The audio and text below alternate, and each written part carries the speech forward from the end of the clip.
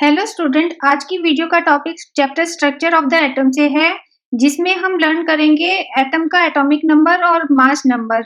इस वीडियो में पहले हम बेसिक कॉन्सेप्ट्स और डेफिनेशन को कवर करेंगे एटॉमिक नंबर और मास नंबर से के रिगार्डिंग। उसके बाद कुछ सिंपल क्वेश्चंस लेंगे जिससे आपको ये कॉन्सेप्ट समझने में आसानी हो।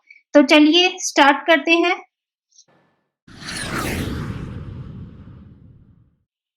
किसी एलिमेंट का एटॉमिक नंबर एक यूनिक आइडेंटिटी नंबर होना चाहिए। तो ये नंबर होता है, रिप्रेजेंट करता है number of protons present in the nucleus.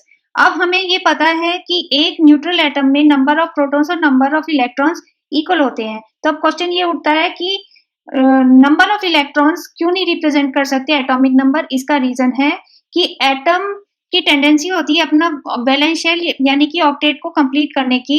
तो इसके लिए या तो एटम इलेक्ट्रॉन्स को गेन करता है या लूज करता है, या किसी और एलिमेंट के साथ इलेक्ट्रॉन शेयर करता है। इस कंडीशन में नंबर ऑफ इलेक्ट्रॉन्स वेरी कर सकते हैं, जिसकी वजह से ये एक यूनिक नंबर नहीं हो सकता। तो जाहिर है फिर नंबर ऑफ प्रोटॉन्स को ही एटॉमिक नंबर बनाना होगा, क्योंकि वो प्रोटॉन्स जो होते हैं वो न्यूक्लियस में रिसाइड करते हैं, जिसकी वजह से वो कांस्टेंट रहते हैं, नंबर ऑफ प्रोटॉन्स कांस्टेंट रहते हैं। तो ये number of protons he decide करता है एटॉमिक नंबर को। अब ये रिप्रेजेंट किससे करते हैं एटॉमिक नंबर को? कैपिटल जेड से रिप्रेजेंट करते हैं। एलिमेंट का एटॉमिक नंबर एक होल नंबर होता है। इसका रीजन है कि नंबर एटॉमिक नंबर जो होता है वो नंबर ऑफ प्रोटॉन्स होता है जो रिसाइड करते हैं न्यूक्लियस में, जो होल नंबर में होती है, इसलिए जाहिर है एटॉमिक नंबर भी होल नंबर होगा। किसी एलिमेंट में एटॉमिक नंबर सभी एटम का सेम होता है, ठीक है, डिफरेंट नहीं हो सकता, क्योंकि नंबर ऑफ प्रोटॉन सेम होंगे तो एटॉमिक नंबर भी सेम होगा। और इसी तरह से डिफरेंट एलिमेंट का एटॉमिक नंबर सेम नहीं हो सकता। एटॉमिक नंबर किसी एलिमेंट को आइडेंटिफाई करने के लिए हेल्प करता है। अगर हमें किसी एलिमेंट का, किसी एटम का एटॉमिक नंबर पता है तो हम बता सकते हैं ये किस एलिमेंट का एटम होगा, क्योंकि हर एलिमेंट का एटॉमिक नंबर यूनिक होता है। किसी एटम में, न्यूट्रल एटम में नंबर ऑफ प्रोटॉन्स और नंबर ऑफ इलेक्ट्रॉन्स इक्वल होते हैं। एटॉमिक नंबर क्या होता है? Number of protons. तो एटॉमिक नंबर किसी न्यूट्रल एटम में और नंबर ऑफ इलेक्ट्रॉन्स इक्वल होंगे। रदरफोर्ड के एक्सपेरिमेंट से ये कंक्लूजन निकलता है कि एटम का मास उसके न्यूक्लियस में रिसाइड करता है। न्यूक्लियस में प्रोटॉन और न्यूट्रॉन्स होते हैं, जिनको हम न्यूक्लियॉन्स कहते हैं। और एक प्रोटॉन का मास 1 एटॉमिक मास यूनिट होता है और एक न्यूट्रॉन का मास भी 1 एटॉमिक मास यूनिट होता है। तो इस तरह से number of protons plus number of neutrons हमें मास नंबर देता है। मास नंबर हमें जैसे पता है number of protons plus number of neutrons होता है, और हम इसको सिंबल ए से रिप्रेजेंट करते हैं, क्योंकि atomic number number of proton के इक्वल होता है, ये हमने पहले ही बताया था। तो इस तरह से मास नंबर क्या होगा? Atomic number plus number of neutrons. Mass number को हम यूनिट में एक्सप्रेस करते हैं, और हमने पहले ही बता दिया कि एक प्रोटॉन का मास 1 यूनिट होता है। इस तरह सिमिलरली 1 न्यूट्रॉन का मास 1 यूनिट होता है। और क्योंकि एटम का मास न्यूक्लियस में रिसाइड करता है, इसीलिए मास नंबर हमें एटॉमिक मास देता है। कॉन्सेप्ट की क्लैरिटी के लिए आइए कुछ क्वेश्चन सॉल्व करते हैं। पहला क्वेश्चन कहता है what will be the number of neutrons if an atom has mass number 23 and number of electrons in neutral atom 11। तो हमें न्यूट्रॉन्स की नंबर पता करना है। अगर 23 मास नंबर है और न्यूट्रल एटम में इलेक्ट्रॉन कितने? 11। तो न्यूट्रल एटम क्यों लिखा है? क्योंकि नंबर ऑफ प्रोटॉन्स और नंबर ऑफ इलेक्ट्रॉन्स किसी न्यूट्रल एटम में इक्वल होते हैं। तो यहाँ पे क्या होगा? Number of protons equals to 11 हो जाएंगे, क्योंकि नंबर ऑफ इलेक्ट्रॉन के बराबर होते हैं। तो नंबर ऑफ प्रोटॉन्स हमारा एटॉमिक नंबर होगा, तो एटॉमिक नंबर हमारा 11 होगा। अच्छा, तो अब हमें, हमारे पास मास नंबर है और नंबर ऑफ प्रोटॉन्स यानी कि एटॉमिक नंबर है। तो हमारा फॉर्मूला होगा mass number is equal to number of proton plus number of neutron, ठीक है।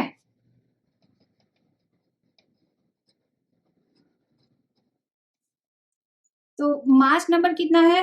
23, नंबर ऑफ प्रोटॉन हमारा 11 और नंबर ऑफ न्यूट्रॉन हमें निकालना है, x मान लेते हैं।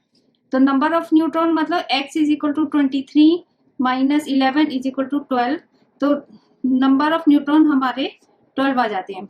दूसरा क्वेश्चन है an element is represented by a 13 25 और यहाँ पे 13 और 25 जो नीचे लिखा जाता है वो एटॉमिक नंबर होता है और जो ऊपर लिखा जाता है वो मास नंबर होता है। तो हमें क्या पता करना है, फाइंड द नंबर ऑफ सब एटॉमिक पार्टिकल्स। सब एटॉमिक पार्टिकल्स मतलब number of electrons, number of protons और नंबर ऑफ न्यूट्रॉन्स, ये सब एटॉमिक पार्टिकल्स हैं। तो हम ऑल्सो राइट द कॉन्फ़िगरेशन। तो पहले हम सब एटॉमिक पार्टिकल्स निकालते हैं। तो number of protons is equal to atomic number equals to जो नीचे लिखा है वो एटॉमिक नंबर है, तो ये 13 होगा, तो ये 13 के इक्वल है। तो number of electrons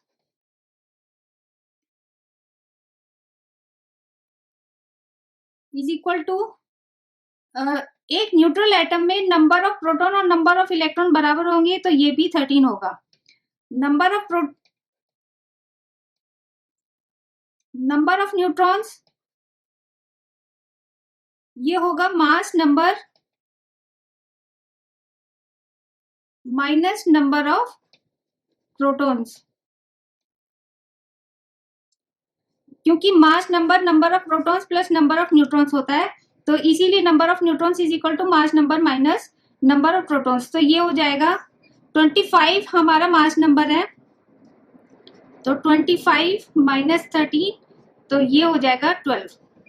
also right the configuration. अब एक एलिमेंट जिसका एटॉमिक नंबर कितना है 13, तो इसका जो कॉन्फ़िगरेशन है, इसका मतलब एटम में कितने इलेक्ट्रॉन है, 13 इलेक्ट्रॉन है, ठीक है। तो हमारा कॉन्फ़िगरेशन होगा के शेल में 2 इलेक्ट्रॉन्स, फिर बचे कितने 11, तो नेक्स्ट शेल एल शेल में 8 इलेक्ट्रॉन मैक्सिमम हो सकते हैं, तो 8 आ गए, ठीक है। तो ये हो गया 2 प्लस 8 10, बचे कितने 13 माइनस 10 3, तो एम शेल में 3 इलेक्ट्रॉन्स, तो ये हमारा इलेक्ट्रॉनिक कॉन्फ़िगरेशन हो गया, ठीक है। अब आता है next question. An element has 13 neutrons and 11 protons. Find the mass number of the element. Also write the symbolic representation. पहले क्या है कि मास नंबर क्या होता है, ये तो मैं पहले बता चुकी हूँ। मास नंबर होता है number of proton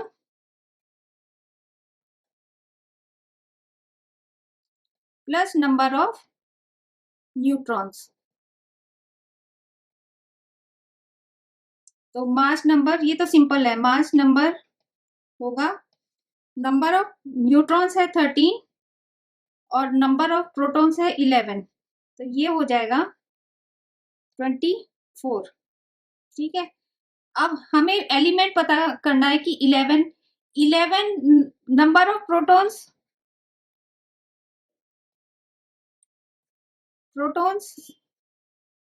is equal to 11, तो नंबर ऑफ इलेक्ट्रॉन ये भी 11 होगा, इज इक्वल टू 11। तो एटॉमिक नंबर क्या होता है, एटॉमिक नंबर होता है number of protons in the atom.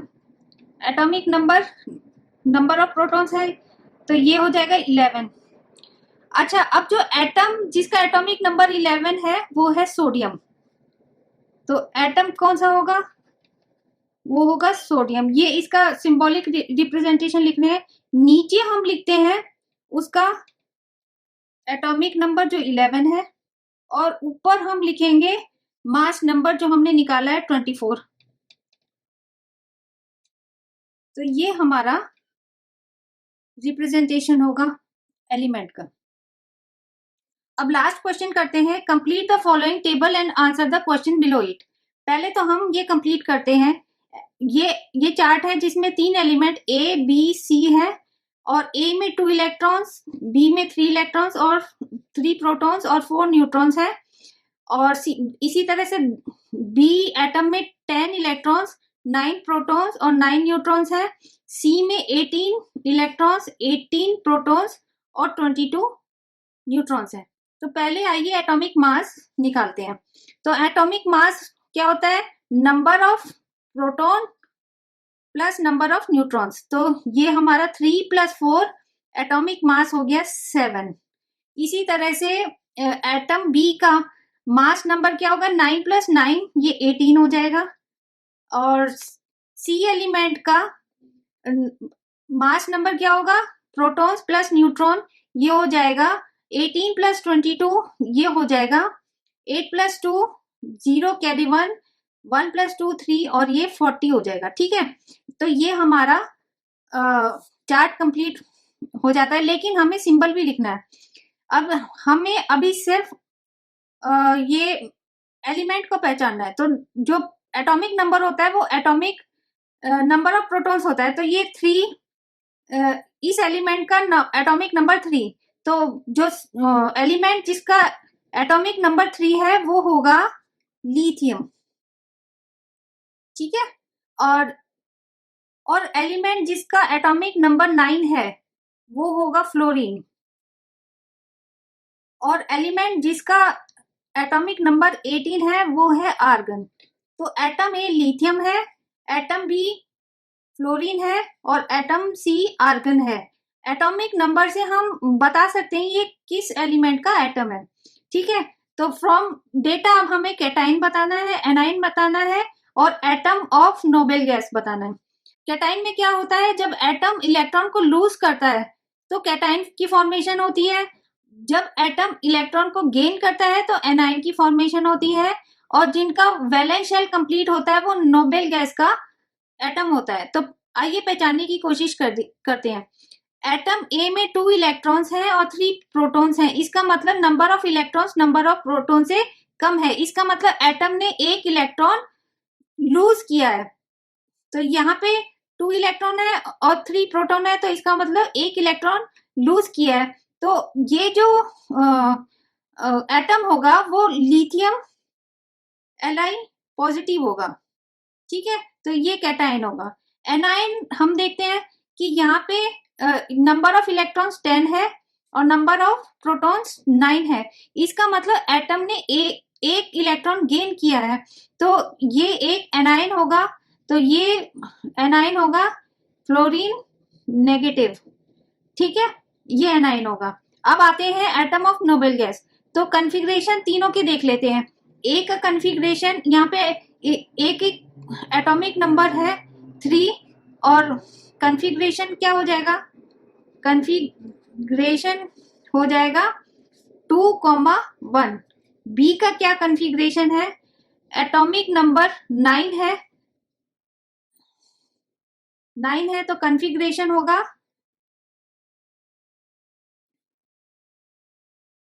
2,7।